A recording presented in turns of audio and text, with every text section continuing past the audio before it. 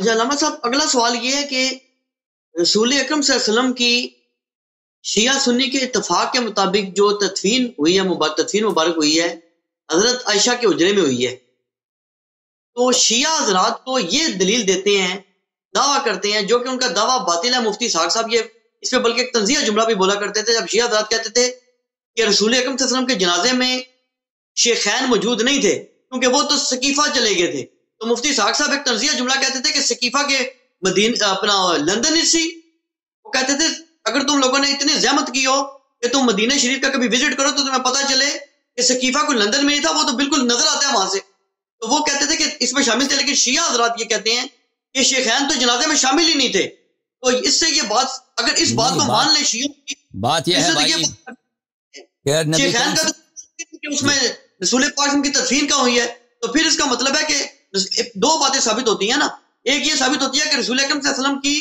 جو ظاہری پردہ دنیا سے فرمایا حضرت عائشہ کے حجرے میں ہی فرمایا ہے، جس سے یہ ثابت کیا جا سکتا ہے، سنی کر سکتے ہیں کہ آپ صلی اللہ علیہ وسلم نے اپنی تمام بیویوں کو اس وقت چھوڑ کر حضرت عائشہ کو اہمیت بخشی، جو محبت کی نشانی ہے۔ دوسری چیز یہ ہے کہ اہل بیت کی مرضی کے ساتھ یہ ہوا، کیونکہ شیعہ کے مطابق تو وہ جنازے میں شامل ہی نہیں ہے شیخین، تو پھر اہل بیت کی مرضی سے یہ چیز ہوئی کہ حضرت عائشہ کے حجرے کو عزت بخشی گئی اور رسول پاک صلی اللہ علیہ وسلم کی وہیں تدفین کی گئی۔ اس کا شیعہ کیا جواب دیتے ہیں؟ آیا یہ مانتے ہی نہیں کہ حضرت عائشہ کے حجرے میں تدفین ہوئی ہے، یا کیا دلیل دیتے ہیں؟ مجھے اس کے علم نہیں ہے۔ دیکھیں میرے بھائی، پہلی بات یہ ہے کہ یہ سب حجرات نہ عائشہ کی تھی، نہ حفصہ کی تھی، نہ سودا کی تھی، نہ زینب بنت جحش، کسی کی نہیں تھی۔ یہ سب حجرات جو تھے نبی کریم صلی اللہ علیہ وسلم کی اپنی ملکیت، ٹھیک ہے نا، یہ نبی کریم صلی اللہ علیہ وسلم کی اپنی ملکیت ہے۔ اور نبی کریم صلی اللہ علیہ وسلم کس حالت میں اس دنیا سے گئے ہیں؟ نبی کریم صلی اللہ علیہ وسلم کا سر مبارک امیر المؤمنین علیہ السلام کے گود میں تھے، آخرین شخص جس نے ان سے بات کی امیر المؤمنین علیہ السلام میں۔ اس کی روایت کئی ایک ہیں، اللہ آپ کو بلا کرے، کتاب طبقات ابن سعد وغیرہ میں، اور بہت متعدد روایات ہیں اس میں، ٹھیک ہے نا۔ جہاں تک عائشہ کا تعلق ہے، دیکھیں کہ آپ کہتے ہیں کہ نبی کریم صلی اللہ علیہ وسلم نے ان کو ترجیح دی ہے، وہ عائشہ کی اپنی روایت ہے، تم لوگوں کی روایت، وہ ہمارے لیے حجت نہیں ہے۔ ہمارے لیے وہ آپ کے نزدیک جو حجت ہے وہ قرآن مجید ہے۔ قرآن مجید میں عائشہ کا جو پوزیشن ہے نا، وہ آپ سورہ تحریم میں پڑھیے، سورہ تحریم میں پڑھیے، وَإِن تَظَاهَرَ عَلَيْهِ فَإِنَّ اللَّهُ مَوْلَاهُ جِبْرِيلُ وَصَالِحُ الْمُؤْمِنِينَ وَالْمَلَائِكَةُ بَعْدَ ذَلِكَ ظَهِيرٌ إِن تَتُوبَا إِلَى اللَّهِ فَقَدْ صَغَتْ قُلُوبُكُمَا وَإِن تَتُوبَا إِلَى اللَّهِ فَقَدْ صَغَتْ قُلُوبُكُمَا۔ اب اور دوسری مقام سے فرمایا ضرب اللہ مثلا للذین کفروا امرأة نوح وامرأة لوط كانتا تحت عبدین من عبادنا صالحین۔ ان تین آیات پہ آپ جو ہے میں توجہ مانگتا ہوں کہ میں لیکچر دوں گا تو ان باتوں کو میں کھول دوں گا، ابھی کھولنے کا وقت نہیں ہے، ٹھیک ہے نا۔ نبی کریم صلی اللہ علیہ وسلم کبھی بھی قرآن کی مخالفت نہیں کر سکتے، اللہ تعالیٰ کی وحی کی مخالفت نہیں کر سکتے۔ نبی کریم صلی اللہ علیہ وآلہ وسلم کبھی بھی اللہ تعالیٰ کی مخالفت نہیں کر سکتے۔ ان کا پوزیشن وہی ہے جو قرآن کی پوزیشن ہے، جو سورہ تحریم کی پوزیشن، ٹھیک ہے نا۔ یہ آپ سورہ تحریم کے ساتھ کسی طرح یہ کافی ہے شیعہ اور مخالفین کے درمیان سب اختلافات ختم کرنے کے لیے سورہ تحریم کافی ہے، کیونکہ اللہ تعالیٰ نے سورہ تحریم میں عائشہ اور حفصہ کے متعلق جن الفاظ کا استعمال کیا ہے وہ کوئی رافضی سے رافضی شخص کبھی استعمال نہیں کرتا، ٹھیک ہے نا۔ وہ کبھی آپ سوچ کے دیکھیں، آپ پڑھیں، میں دعوت دیتا ہوں سورہ تحریم کو پڑھیے اور اپنے مفسرین کے اقوال کو دیکھیے، اور کبھی میں اس بات کو کھول دوں گا، ٹھیک ہے نا۔ اب جہاں تک سقیفے کا تعلق ہے، دیکھیں نبی کریم صلی اللہ علیہ وسلم کا جنازہ پڑا ہے اور یہ لوگ سقیفے کو جاتے ہیں، ٹھیک ہے نا۔ مولوی صاحب اس بات کا کیوں جواب نہیں دیتے کہ نبی کریم صلی اللہ علیہ وسلم کا جنازہ پڑا ہے اور یہ سقیفہ جاتے ہیں؟ کیوں سقیفہ جاتے ہو؟ کہتے ہیں امامت کا امر اہم ہے۔ اگر امامت کا امر اتنا مہم ہے کہ نبی کریم صلی اللہ علیہ وسلم کے جنازے سے زیادہ اہم ہے، ٹھیک ہے نا، نبی کریم صلی اللہ علیہ وسلم کا جنازہ پڑھا ہے، تم کسی اور کام سے جا رہے ہو، اگر کام اتنا اہم ہے تو یہ اللہ کو کیوں نہیں معلوم؟ تم کو پتہ چل گیا کہ اہم ہے، اللہ نے ادھوری چھوڑ دی، تو نبی صلی اللہ علیہ وسلم کو نہیں معلوم؟ ان کو نہیں معلوم، ان کو تو پتہ تھا کہ میں دنیا سے جانے والا ہوں، خبر بھی دی ہے کہ میں دنیا سے جانے والا ہوں۔ اتنا اہم بات کہ جنازہ ادھر پڑا ہے، تم کسی اور کام سے جا رہے ہو، تم تو کہہ رہے تھے کہ ہم بڑے یار ہیں، ہم تو بڑے وفادار ہیں، تو مجھے بتاؤ کس کام سے جا رہے ہو؟ ہم جا رہے ہیں امامت کے سیٹل کرنے کے لیے کہ امام کون ہونا چاہیے۔ کیوں جا رہے ہو؟ وہی بعد میں کر لیں، یہ بہت اہم ہے، یہ ٹھہر نہیں سکتا۔ تو اگر اتنا اہم ہے تو اللہ نے کیوں اس کو سیٹل نہیں کیا؟ اس کا جواب ہے آپ کے پاس؟ کیا جواب ہے بھائی صاحب بتاؤ، اس کا جواب کبھی لے کے آنا۔ اگر اتنا اہم ہے، آپ کا عقل جو ہے اللہ سے زیادہ ہے، آپ کی عقل رسول صلی اللہ علیہ وسلم سے زیادہ ہے، ٹھیک ہے نا؟ تو انہوں نے کیوں سیٹل نہیں کیا ہے بھائی؟ تو لازمی بات ہے، اگر اتنا اہم ہے تو انہوں نے سیٹل کیا ہوگا؟ ہو ہی نہیں سکتا کہ لازمی بات کو ادھوری چھوڑ دیں. انہوں نے سیٹل کیا ہے، آپ کسی اور کام سے جا رہے ہیں، آپ کسی اور کام سے جا رہے ہیں، ٹھیک ہے نا؟ ایک بات سیٹلڈ ہے وہ آپ لے کے جا رہے ہیں. اگر واقعاً مشورہ لینے کے لیے ہو تو یہ مشورہ ٹھہر بھی سکتا ہے کہ اہل بیت علیہ الصلوۃ والسلام فارغ ہو جائیں، وہ بھی حاضر ہوں، ٹھیک ہے نا؟ ان سے مشورہ کیا جائے. یہ ٹھہر نہیں سکتا. کون ہے؟ کوئی فوج آیا مدینے کے باہر، فوج کھڑی ہے، حملہ کرنے والے ہیں، ٹھہر نہیں سکتا؟ بالکل ٹھہر سکتا ہے. لیکن ابھی بہتر یہی ہے کیونکہ ہمارا اپوزیشن کون ہے؟ علی بن ابی طالب علیہ السلام. وہ مصروف ہیں، وہ کبھی جنازے کو چھوڑ کے کہیں نہیں جائیں گے. وہ ادب کا وہ ادب نہیں چھوڑیں گے نبی صلی اللہ علیہ وسلم کا. ابھی کیونکہ وہ مشغول ہے، ہم جا کے اس کو سیٹل کرتے ہیں، ٹھیک ہے نا؟ سمجھ میں یہ بات آپ کو؟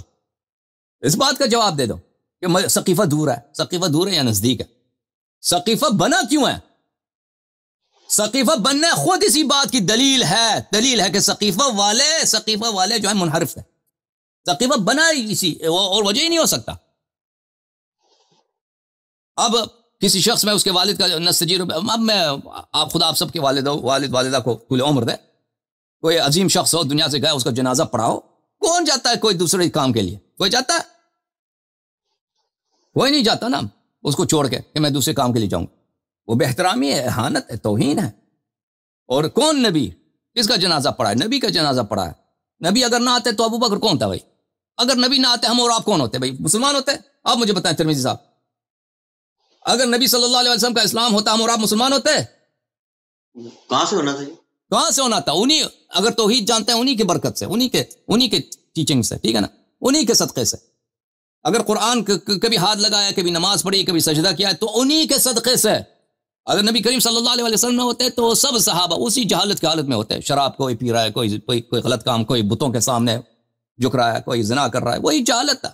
نبی کریم صلی اللہ علیہ وسلم نے ان کو تاریکیوں سے نکالا ہے، جہالتوں سے نکالا ہے، ان کو اخلاق سکھایا، ان کو دین سکھایا، توحید سکھایا، قرآن سکھایا. اب وہ دنیا سے گئے، جنازہ ادھر پڑا ہے اور یہ جا رہے ہیں کہ بھئی ہم ضروری کام ہے. اگر وہ ضروری کام ہے مجھے بتائیں، اگر وہ ٹھہر نہیں سکتا تو کیوں نہیں ٹھہر سکتا؟ فارغ ہونے تھا نا امیر المؤمنین علیہ السلام کو، وہ بھی کینڈیڈیٹ ہیں، وہ بھی چاہے وہ ان کو بھی موقع دیں. وہ ان کا کیا ہے بھائی؟ وہ تو اسلام میں تو ان کا نبی کریم صلی اللہ علیہ وسلم نے فرمایا کہ میری بات قرآن اور اہل بیت علیہ السلام کی اتباع کرو. وہ تو اسی اہل بیت میں سے جن کا اتباع واجب ہے، کم از کم ان سے نیکی واجب ہے، ان کا حق بنتا ہے، ٹھیک ہے نا؟ ٹھہر جاؤ. جنازہ نہیں ہم ضروری کام سے جا رہے ہیں. اگر اتنا ضروری کام ہے، اتنا اہم ہے، ٹھہر نہیں سکتا تو اللہ نے کیوں اس کو سیٹل نہیں کیا؟ تو پھر اس کا مطلب ہے کہ اللہ نے سیٹل کیا نا، اللہ نے سیٹل کیا. اب اللہ کے سیٹلمنٹ کو آپ نہیں مانتے، آپ اللہ کے سیٹلمنٹ کے خلاف ادھر اپنا جو ہے اپنا وہ کوئی سیاست کرنا چاہ رہے ہیں. اگر سیاست نہیں ہے، واقعاً ایمانداری سے یہ ہے کہ بھائی مشورہ کرے کہ امام کون بنے گا نا. اگر واقعاً یہ ایمانداری ہے نا تو ان کو ٹھہرنا چاہیے تھا کہ خلافت کا سب سے بڑا جو کینڈیڈیٹ ہے، جس کے خدمات اسلام کے لیے، جس کا سابقہ اسلام کے لیے، جس کا خاندان نبی صلی اللہ علیہ وسلم کے اس طرح ایک ہی نسل سے، اس کا بھائی، اس کا داماد. قرآن نے فرمایا وانفسنا وانفسکم، نبی صلی اللہ علیہ وسلم کا جان. ان کا کیا ہے؟ ان کا کوئی رائے تو ہوگا نا اس مسئلے میں، ان کا بھی رائے لے لیں. ابھی وہ مصروف ہے، جلدی سے جاؤ، ٹھیک ہے؟ یہ ہے سقیفہ کی کہانی. جی جناب. نہیں، وہ سوال آپ پہلے جواب دے دینا کہ حضرت عائشہ کے حجرے میں جو تدفین کیوں کی گئی ہے؟ تدفین تو اہل بیت کر رہی ہے، تو اس کا حجرہ ہی نہیں ہے بھائی. میں نے جواب دیا نا، حجرہ کس نے کہا عائشہ کا حجرہ؟ کسی تاریخ میں دکھائیں کہ یہ عائشہ نے یہ مکان خریدا ہے یا اس کے باپ نے خریدا؟ عائشہ کہاں سے؟ لیکن حضرت عائشہ وارث تھی نا بیت نبی صلی اللہ علیہ وسلم کا. پورے حجرات جو ہے نا، سب جتنے حجرے تھے وہ نبی صلی اللہ علیہ وسلم کا. اور ہم یہ نہیں مانتے، فاطمہ کے حجرے میں ہم نہیں مانتے کہ شیعہ علماء نے کتاب لکھی ہے. اب ان کے تحقیقات میرے ذہن میں نہیں ہے.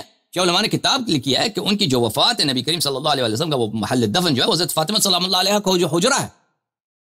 شیعہ علماء نے یہ کتاب لکھی ہے اب کہ محل وفات نبی صلی اللہ علیہ وسلم حضرت زہرا سلام اللہ علیہ کا حجرہ ہے، نہ کہ عائشہ کا حجرہ، ٹھیک ہے نا؟ لیکن بات یہ ہے محل دفن وہی ہے. جی ہاں، یہی ہے.